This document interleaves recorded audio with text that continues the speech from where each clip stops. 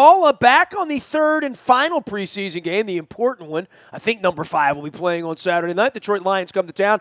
You can hear anything you miss here in the Bayou Toyota Audio Vault. We've spoken to some folks out there about that, as well as the Orioles all week with the Nationals and the Yankees, and hopefully not falling any further behind the standings than they are. College football is a couple weeks away. This guy joins us as a frequent visitor. He is the owner and host at nationalchamps.net and a longtime visitor here. We welcome Todd Helmick back onto the program. Talk a little college football to get ready for the season, and I guess we're bootstrapping up here. We're a week out, right? I mean, this is sort of nitty-gritty, and the one thing about the college football, you don't hear as much about injuries as you do in the NFL. You don't have these goofy preseason games where guys are ripping up ACLs. Few injuries, sure, but college football is a lot more upbeat and optimistic this time of the year than I think the NFL is. Yeah. What news source you looking at there, Nestor? Because every day the first thing I go to is the injury reports in college. Well, there's 135 teams you're following too, so there will be injuries. But as far as season-altering injuries for teams, it feels like there's less of that in college football than the NFL. No, there's plenty of it. There's just as much in college as in the NFL, if not more, just because of the sheer number of players. But Alabama never gets their season wrecked by one of these, I guess is my point. They don't, because they do have guys get injured. Every team has injuries. Some of them year-long injuries, other just a couple weeks. But Alabama's just like 3 and 4 deep at every position. So when they have to fill the spot, you don't notice the drop-off so much. But you get into situations with some smaller schools, say, like a Conference USA or one of those mid-American schools like Ohio or Kent State. They lose one of their star players, and it really hurts them a lot more.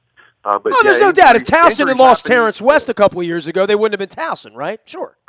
I mean, anytime you lose your star tailback quarterback, which is the 2 biggest positions on the field for being key, that's going to hurt anybody. Not at Alabama, maybe, because, like I said, they're pushing 3-4 tailbacks that could start for just about anybody. Well, I mean, Ohio State won a national championship with their third-string quarterback, right? So I don't put anything past the really powerful schools, which is what makes college less compelling for me than the NFL, because name 10 teams that can win the national championship this year. You probably have a hard time naming the 11th, and you probably would hit the winner if you just give me the top 5, right? You can name 5 teams right now. One of them's probably going to win the national championship. Now, there's always a surprise that jumps up there. I mean, last year we saw Oklahoma get to the playoff. Now, that may not have been a surprise if you look at the history of Oklahoma, but based on the fact that they weren't in the top 15 to start the season, with the expanded 14 playoffs, I like it because it made hopefuls for teams that normally wouldn't have gotten in. You got a team like Houston this year. They were almost undefeated last year. A team like Houston has to go undefeated, and even then, cross their fingers, the voters thought their schedule was tough enough to sneak them into the playoffs. But at least with this expanded 4-team situation, there's hope for more people now, and I do like that setup. Well, it really is a conference battle, right? I mean, it's what conference is going to get left out. That's the way the thing has sort of been built at this point. So I think there's a built-in controversy in November and December that they, quite frankly, welcome and they want, right? It is true that with what you say, and the SEC, which is obviously the big dog in the room, for years the SEC complained, my gosh, our schedule is so brutal, it's not fair. Well, guess what? Also, to your advantage, you need 2 losses in the SEC to get knocked out of the playoff hunt. They're giving a pass other leagues don't get, where 1 loss, you're not out of it. Yeah, par's set differently in the SEC, right? It is. Absolutely, and rightfully so. I mean, it's the giant. But how many years now have we seen the SEC either play for the title or win it? Probably 12 out of the last 14 years. And so the SEC is at no disadvantage in a play because of their toughness of schedules. No. He is Todd Helmick from nationalchamps.net. You can follow his journey out on the internet there. And, of course, they do the TV listings as well as looks at things, as well as Heisman voting, which I know this is the time of the year where guys like you in the media start to begin the hype machine. I don't think the hype machine has to begin at Clemson. I think that began last year, right?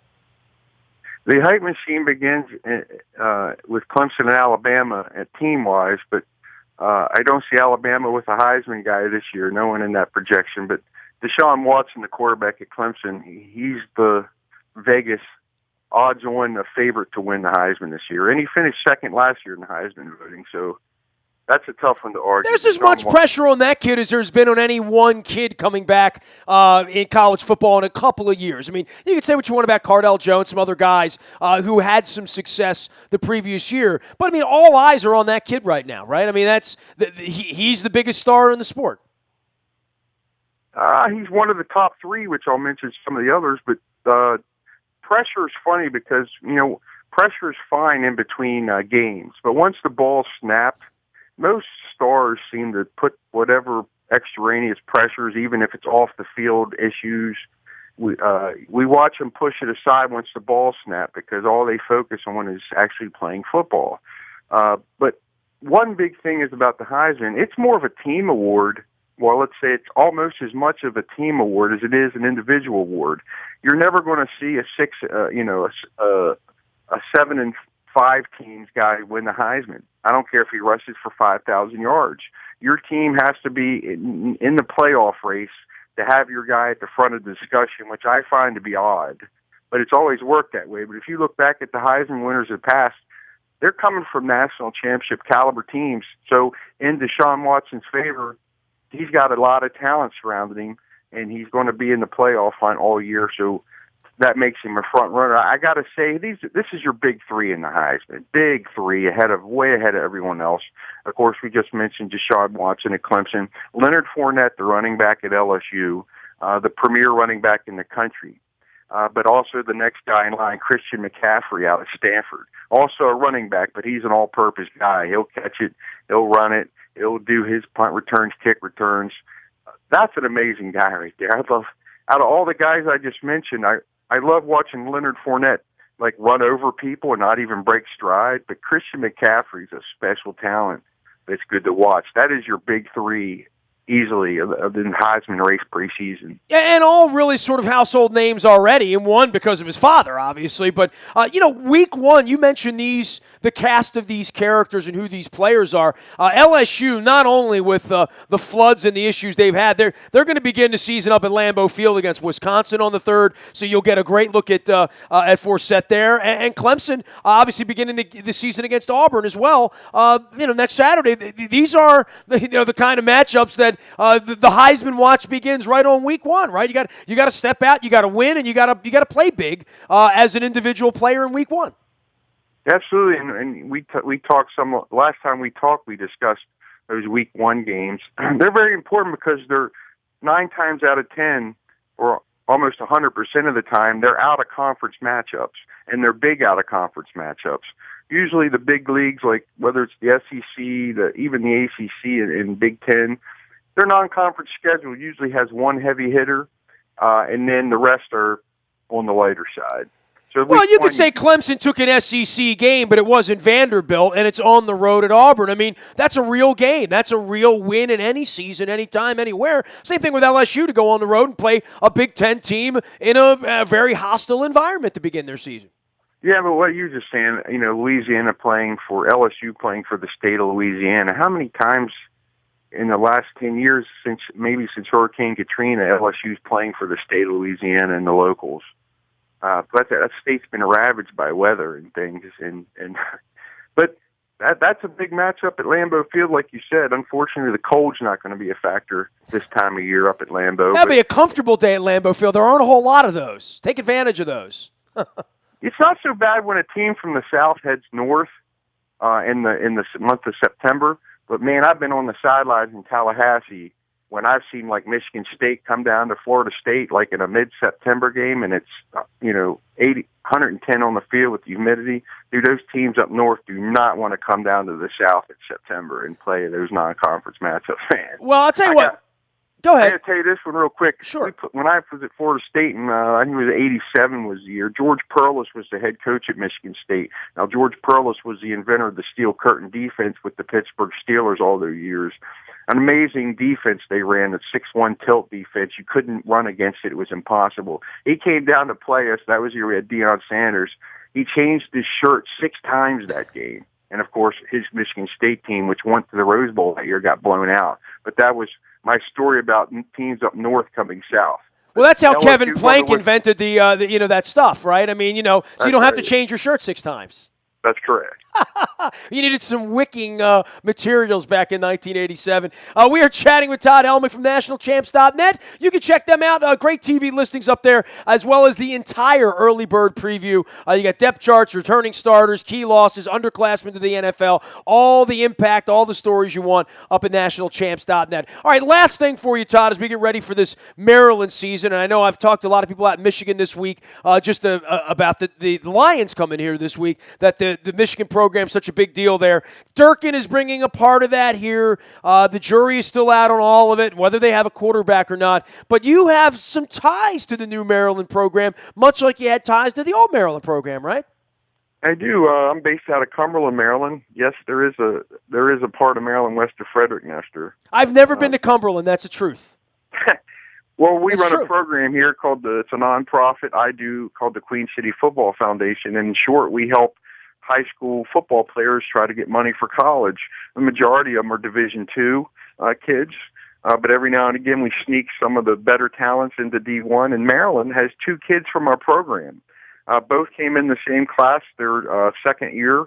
Their running back, Ty Johnson, who played for Fort Hill and Cumberland, will be a sophomore this year. He's got first-team reps at running back, and I predict, as did Maryland 247 Sports, predicted he'd be the breakout player for Maryland this year. Kid had 186 yards rushing in the spring game, averaged like 16 yards a carry.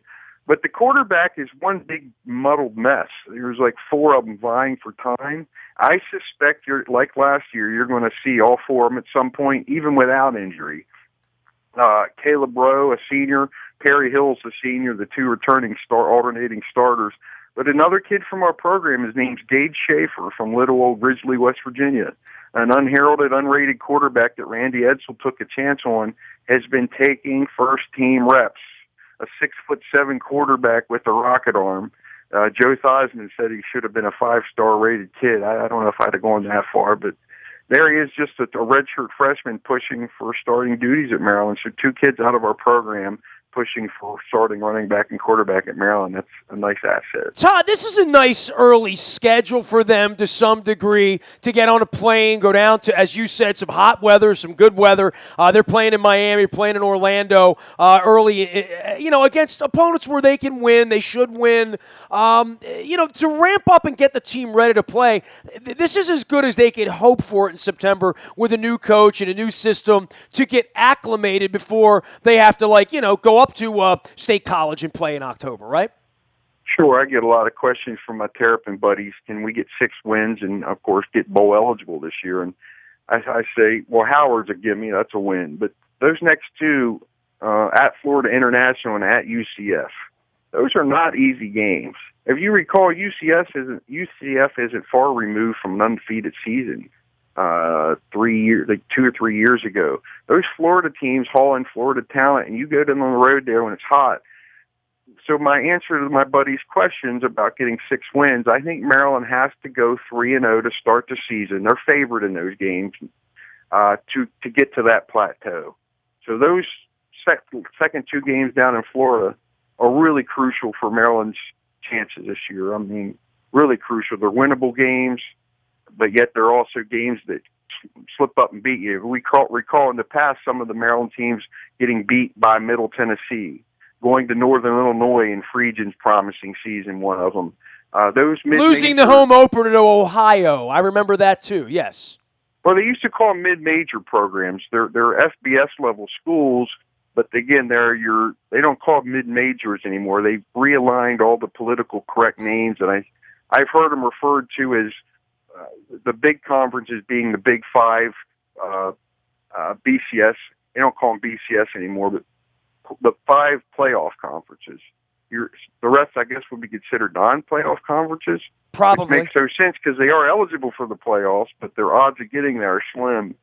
And that's not such a good setup. Like I said earlier in this conversation, if Houston goes undefeated, there's no guarantee they're in. It's still based on voting and human opinions. Well, in a lot of cases, it's based on who's willing to play you as well. These teams still make their own schedules, which is, how you get Howard to start the season if you're Maryland. Todd Helmick is here. He is at nationalchamps.net. You can go follow his journey all football season long. We'll be checking in with him frequently throughout the football season and discussing such things as Heismans and conferences and strength of schedule. And I'm sure there'll be more controversies and, I don't know. We'll figure it out as we make it up. As long as Maryland can find a quarterback and can keep us interested this year, that would be nice. It would be nice. And like I said, we're 2 weeks away from the opener. Our TV listings every game, time, and channel. I'm really excited. TGIF, thank God it's football. Hey, by the way, plug your Queen City thing because you got that going on as well. The Queen City Football Foundation? Sure. It's a nonprofit organization that helps high school football players, strictly football, try to get money for college. We stress the academic side of it, preparing for the SAT, getting it. I watch kids all the time who fail to get money from the lower levels because they didn't focus on grades and SATs. And they didn't do the right things like putting a good highlight video together or going to summer camps and getting on campus and letting coaches see them work out. But we've created a path for these kids and their parents to follow now, and it's working out well. My only difficulty with it is so many parents and kids approach me and you just look at them and they're just not good enough to get money for college. So having to tell someone that is very difficult. Last thing I'll leave with that, I see kids go to not Howard, but small Division II and Division III schools, and the kids go there and they say every kid on this roster was the captain of their high school football team. And this is at a Division III school. That's how difficult it can be. But we try to help them. Hey, it's great. And it doesn't cost anything. We're a recruiting service, kind of, but we don't charge money. We never charge money to help kids. Yeah, I know you've been doing this a bunch of years. And it's Queen City Football Foundation. You could Google that and find out more at nationalchamps.net as well. Hey, great having you on, man. Rest up. You got a lot of football to watch beginning next week, man. Thank you very much. Have a good one. We'll maybe talk before the kickoff. There he is, the pride of Tallahassee and Cumberland, Todd Helmick from nationalchamps.net, one of our defending champs joining us here. You can find me out in the Bayou Toyota Audio Vault 24 hours a day from anywhere in the world. Just download the TuneIn Radio app. We come in crystal clear. You can listen live when you want, how you want, podcast, download. It's very, very easy. I'm a very available individual. You can also email me, nasty@WNST.net. I'm on Twitter, Facebook, LinkedIn, Snapchat, Instagram, streaming live on our Facebook Live page, my Facebook Live page at Nestor J. Aparicio, as well as on YouTube on our WNSTV channel. Last but never least, when there is breaking news, it happens first on the WNST Tech Service. Orioles moving guys up and back and forth. We got 40-man rosters coming next week as well, and the Ravens will be making some cuts. So the Tech Service will be very active this weekend. If you're on it, you know how good it is. It's all brought to you by Coons Ford of Security Boulevard. You'll always know first. Dennis will be here on Thursday driving you home from 3 until 5 and getting you ready for the weekend, and the Lions and the Ravens and the Orioles headed to New York and all that other good stuff. We are WNST.net, AM 1570 and WNST Towson, Baltimore, and we never stop talking Baltimore sports.